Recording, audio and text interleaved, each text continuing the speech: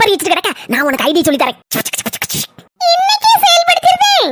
10 நிமிடங்களுக்கு பிறகு. என்ன மாமாய் திருட்டு பைய மாதிரி முடிச்சிட்டு இருக்கியா? நான் வைக்க சோறு கறி எல்லாம் உங்களுக்கு பிடிக்க மாட்டேங்க பத்தியா? டெய்லி நீங்க அந்த ஹோட்டல்ல போய் திங்கிறது நல்லாவா இருக்கு? ஊர்ல 4 பேர் பார்த்து சிரிக்காவோ என்ன பார்த்து. அதனால தான் நான் அன்னைக்கு நானே போய் வாங்கிட்டு வந்துட்டேன் ஒரு பார்சல் சோறு. வீட்ல வச்சு தின்னுங்க மாமாய்.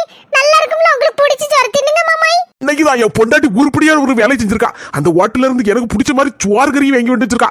இன்னைக்கு ஒரு நெரிச்சிட வேண்டியதான். செல்லக்குட்டி, அந்த ஹோட்டல்ல உள்ள அவியல் அடிமொழி தூள். வாழைக்க தோரம், எரிச்சேரி, தயிர் பச்சடி, நார்த்தங்க பச்சடி, அப்பப்ப எதை சொல்ல எதை விட எல்லாமே அல்டிமேட். அந்த ஹோட்டல்ல மட்டும் எப்படிதான் செய்தாங்களோ தெரியலப்பா. கைக்கு முதல்ல அந்த அக்காவுக்கு ஒரு காப்பு செஞ்சு போடலாம் போல இருக்கு.